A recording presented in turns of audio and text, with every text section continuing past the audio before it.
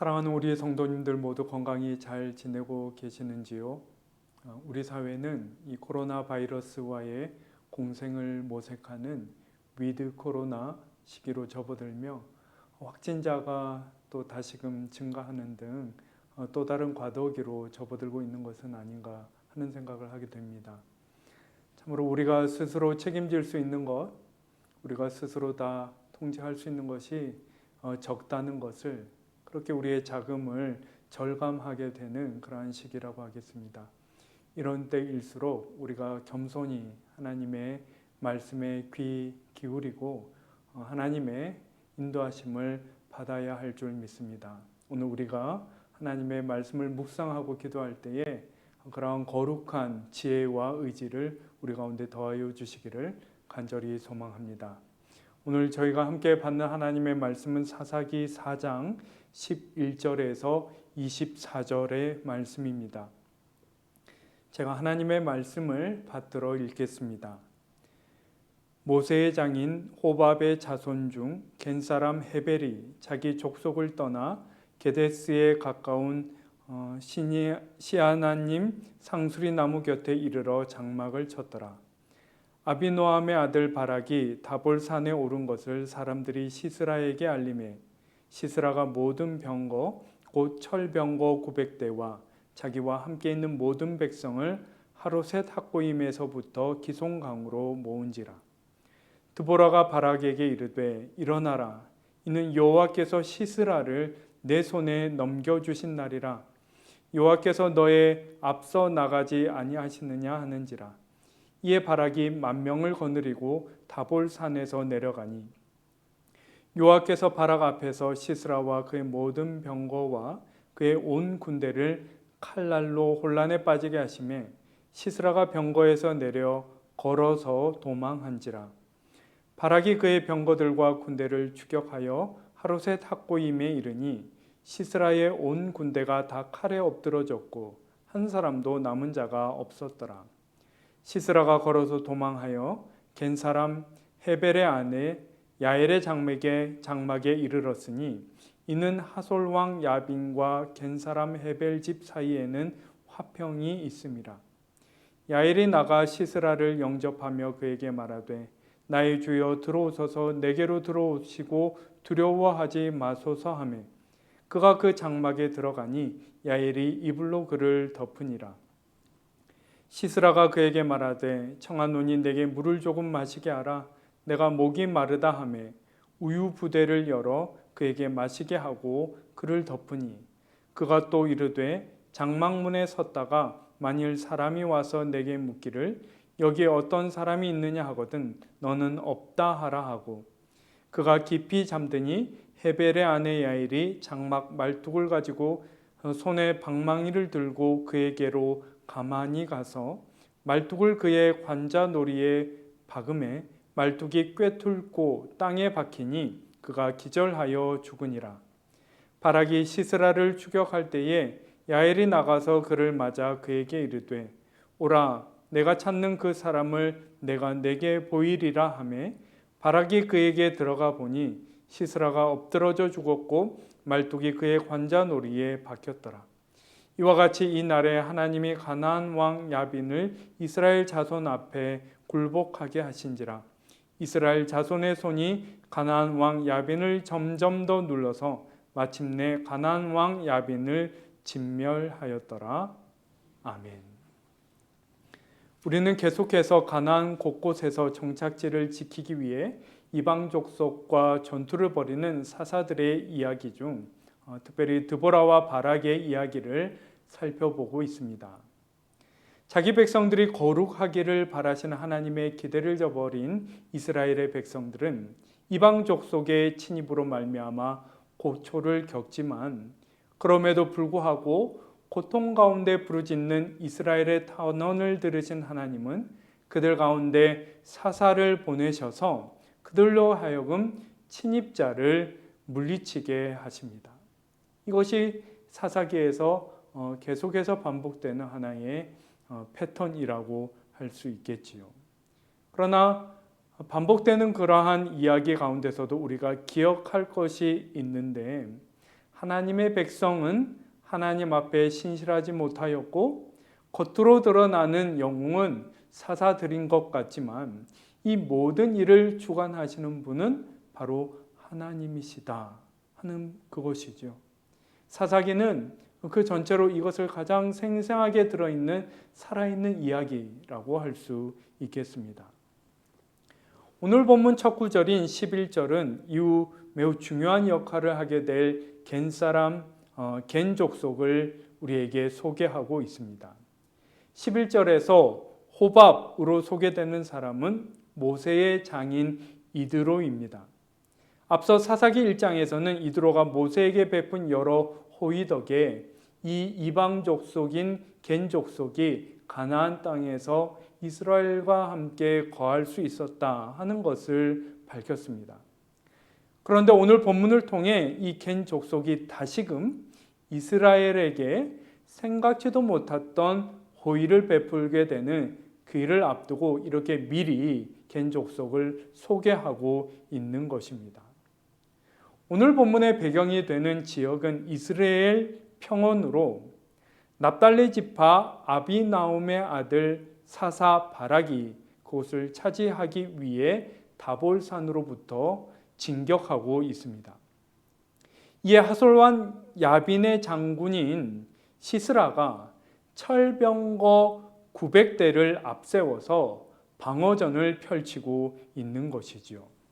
여러분, 그러나 사실 이 싸움은 될 만한 싸움이 애초에 아닙니다. 바락의 군대가 10,000명이랬지만 그들이 손에 쥐고 있는 무기라곤 아마도 돌도끼 정도였을 것입니다. 반면에 적군인 시스라가 이제 갖추고 있는 이 철병거라는 것은 오늘로 치면 탱크에 가까운 것이죠. 지금 보병부대와 전차부대가 전투를 벌이고 있는 셈이 되는 것입니다. 그러니 이것이 될 만한 싸움이겠습니까? 그러나 적국을 맞는 사사 드보라와 바락은 이 모든 상황이 하나님의 계획하심과 주권 아래 있음을 알고 있었습니다. 특히 사사 드보라는 그 자신 선지자로서의 역할을도 수행했었는데 하나님이 행하실 바를 미리 내다보며 앞서 6절에서 하나님이 생각지도 못하신 방식으로 일을 이루실 것을 예견하였던 바인 것이죠. 드디어 14절에 바락과 이스라엘 군대 1만 명이 시스라의 전차부대와의 전투에 출정하지만 15절을 보시면 하나님께서 그들에게 앞서 가시어서 시스라와 그 모든 전차부대와 군사들을 혼란에 빠뜨리시어 패퇴시키셨다, 이렇게 분명하게 증언하고 있는 것입니다. 여러분, 여기서 성경이 이스라엘 군대의 진정한 승리를 가져다주는 장수처럼 하나님을 묘사하고 있는 것을 주목할 필요가 있습니다. 여러분, 이스라엘에게 하나님이 계시듯 이스라엘의 대적인 다른 족속들에게도 그들의 섬기는 신이 있었고 그들은 또 그들 나름대로 그 신이 자기들에게 승리를 가져다 줄 것이라 그렇게 믿었던 것이지요. 따라서 이 민족 간의 전쟁은 꼭 그들이 섬기는 신들 사이의 전투라고 할 수 있으며 이 전투에서 승리를 가져다 주는 신이 결국 진정한 신인 것으로 드러나는 그러한 배경을 지니고 있는 것입니다. 여러분, 이런 상황에서 다른 신은 언급조차 되지 않을 정도로 하나님이 온전히 그 뜻과 계획을 따라 모든 것을 주관하시며 그렇게 적군의 신을 압도하고 계신 것을 지금 우리에게 보여주고 있는 것입니다. 이에 시스라의 군대는 전멸하고 시스라는 병거마저 버린 채 걸어서 도주하였다, 이렇게 성경은 우리에게 기록하고 있습니다. 그리고 11절을 보시면 앞서 등장한 겐 족속의 헤벨의 아내인 야엘의 장막에 시스라가 들었던 것이죠. 여러분, 그런데 이 야엘의 대처는 놀라울 정도로 대담하고 단호했습니다. 시스라가 헤벨의 장막을 찾은 것은 그가 이방 족속으로서 이스라엘과 조금 떨어진 곳에 살면서 야빈과 그 시스라의 주군인 야빈과 평화로운 관계를 맺고 있었기 때문인데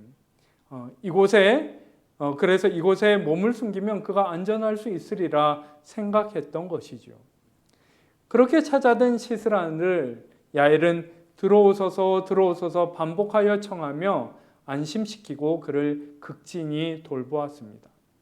걸어서 도망치느라 지쳐 물을 청할 때에도 오히려 우유를 대접하며 목마름과 굶주림을 가시게 하였고 이불을 내어주어서 그로 하여금 쉴 수 있게 배려하는 것을 볼 수 있습니다. 그러나 야엘의 목적은 전혀 다른 곳에 있었던 것이죠. 바락을 의식해서 이 시스라가 누군가 나를 찾거든 이곳에 없다 하라 신신당부를 한 끝에 아마도 잠이 들었을 것입니다. 그리고 21절을 보시면 야엘이 그때 장막 말뚝과 장막을 고정하는 데 사용되는 그 말뚝과 몽둥이 즉 나무 망치를 취해서 시스라의 눈과 귀 사이 그 관자놀이 아주 치명적인 급소이죠. 거기에 그 말뚝을 박아 넣었다. 이렇게 기록하고 있는 것입니다. 장막을 옮겨가며 지내는 사람들이었기에 말뚝을 다루는 것에 매우 능숙했을 것입니다. 얼마나 단호하고 확실하였던지 그 말뚝이 시스라의 두개골을 관통해서 반대편 땅에 박혔다. 이렇게 본문은 기록하고 있습니다. 그러는 사이 시스라를 쫓던 바락이 뒤늦게야 야엘의 장막에 이르렀지만 우리가 알고 있는 것처럼 이미 야엘이 거사를 치룬 이후였던 것이지요. 여러분 다소 잔인하게 느껴질 수도 있는 이 서사는 사실은 야엘의 단호함과 바락의 우유부단함을 비교하고 있습니다. 앞서 8절에서 전투를 앞두고 그러니까 시스라의 그 철병거 그 전차 부대와 되지 않을 승산이 없는 싸움을 앞두고 불안해했던 바락이 드보라에게 반드시 동행해 달라고 그렇게 간절히 청하는 그런 구절이 있죠. 근데 사실 이 행위라는 것은 그들 가운데 함께 하시며 모든 일을 주관하시는 하나님에 대한 신뢰가 바락에게 부족함을 드러내는 그러한 처사였던 것입니다. 반면에 그 자신이 이방 족속이지만 자신의 소속이 야훼 하나님이심에 일말의 흔들림이 없었던 야엘은 두려움 없이 주저함 없이 하나님 편에서 그 행해야 할 바를 단호하게 행하고 있는 것이죠. 여러분 하나님의 사람의 능력은 그의 출신이나 성별 그리고 그에게 주어진 지위를 통해 결정되는 것이 아닙니다. 여러분 사사기의 기록 연대가 언제입니까? 주 한참 전인 것을 생각하면 이렇게 이 야엘 이방 족속으로서 이스라엘이 아닌 순수 혈통이 아닌 이방 족속으로서 여성으로서 또 아무런 지위를 갖고 있지 않은 이 야엘을 바락과 비교하여 이렇게 부각시키는 것이 얼마나 파격적인 가치관에서 비롯된 것인지를 우리가 생각해 볼 수 있는 부분인 것이죠. 사랑하는 성도 여러분, 삶의 공고한 때 우리는 고뇌하며 또 때로는 회의하고 어찌할 바를 알지 못하며 때때로 흔들리기도 합니다. 그러나 우리의 목표, 우리를 향한 하나님의 기대가 우리의 능력이요 우리의 영광임을 우리는 기억해야 하겠습니다. 두려움 없이 주저함 없이 하나님을 선택하고 그분과 동행하며 하나님의 은혜와 복을 얻는 저와 여러분 되기를 간절히 소망합니다. 기도드리겠습니다. 하나님 아버지, 때때로 거친 세상에서 우리가 스스로 다 감당하고 해결하며 이겨낼 수 없는 문제에 부딪힐 때면 마치 시스라의 그 900대의 철병거를 마주하고 있는 것 같은 한없이 위축되고 무력감에 빠지곤 하는 저희들임을 주님 앞에 고백합니다. 하나님, 그러나 우리에게 믿음 위에 믿음 더하여 주시옵소서. 하나님을 기억하며 시스라를 그 적장을 마주하고서도 자신의 행할 바를 두려움 없이 주저함 없이 단호하게 행하였던 야일처럼 우리에게도 믿음 위에 믿음 더하여 주셔서 이 모든 상황을 주관하시는 분, 살아계시어 우리와 함께 하시며 우리를 놓치지 아니하시며 우리와 동행하시고 우리를 인도하여 주시는 하나님의 현존을 더욱 깊이 더욱 굳세게 붙잡고 참으로 믿음으로 그 모든 상황을 바라보며 하나님 앞에 합당하게 행하는 저희들 될 수 있도록 저희 마음을 더욱 굳세게 하여 주시고 믿음 위에 믿음 더하여 주옵소서. 감사드리며 귀하신 예수 그리스도의 이름으로 기도하옵나이다. 아멘.